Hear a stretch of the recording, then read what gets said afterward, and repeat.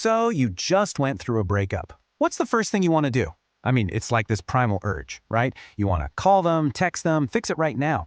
But what if that instinct is completely wrong? What if it's the absolute worst thing you could possibly do?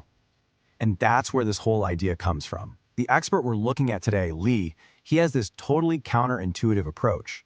He says the answer isn't more talking, more texting, or more pleading. Nope, it's actually the opposite. And I love this analogy he uses. He says, trying to get an ex back is like baking a cake. Think about it. You can't just throw it in the oven and crank the heat all the way up, hoping it'll cook faster. What happens? You burn it, right? It's a total mess. And time, well, time is that crucial ingredient you just can't rush. Okay, so how does this whole time thing actually work? What is it doing? Well, it's all about what's happening inside your ex's head. Time kicks off two really critical psychological processes. Let's dig in. For starters, it just lets the smoke clear, If things ended on a bad note, that anger needs time to fade. But the second thing is maybe even more important. It gives them space to get certain.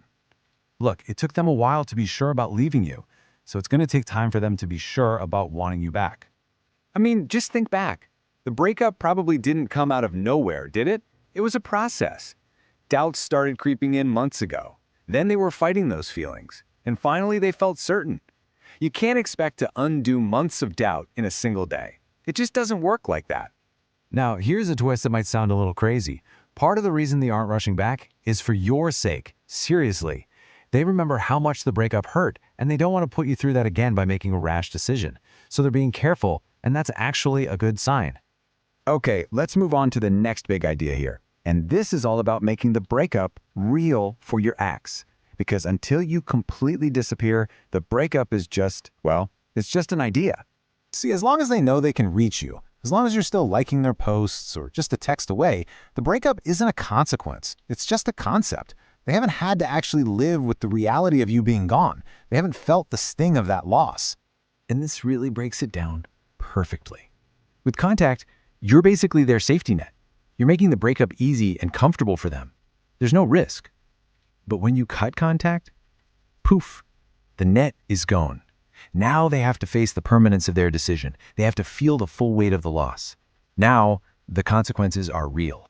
So this all leads to probably the biggest game changer of all, shifting the power dynamic. And let me be clear, your silence is not weakness. It's a power move. It completely flips the script. Right when the breakup happens, let's be honest, they have all the control. They made the call, and you're left feeling, well, powerless. But that's not where the story ends. Okay, watch this. This is the great power shift. Step 1, they break up with you. They have all the control. But then, step 2, you go silent. You disappear. You've just created scarcity, and we all know scarcity makes things seem more valuable. Then what happens? They start to feel your absence. They actually start to miss you. And that's when the magic happens. The fear of losing you for good, it transfers from you to them. The power starts to rebalance. Your silence creates this vacuum, right? And their brain is going to scramble to fill it with questions. Are they over me? Wait, is there someone else? Oh my God, could I actually lose them for good? And for the first time since the breakup, they are not in the driver's seat. And that feeling, that is a very powerful motivator.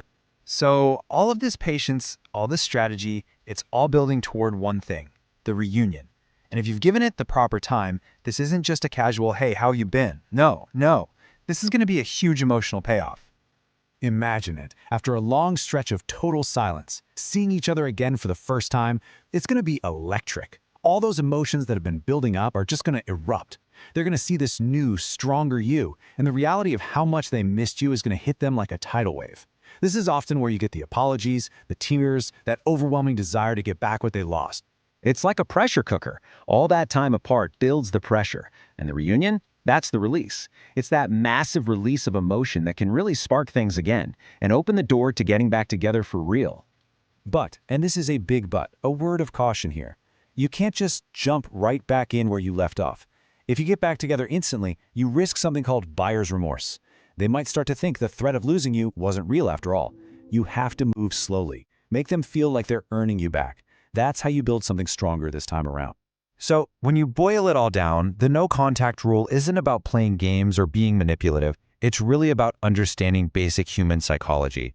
Time is your absolute greatest ally, but using it right requires discipline, it requires strength. So the real question isn't just does it work, it's are you disciplined enough to actually use it?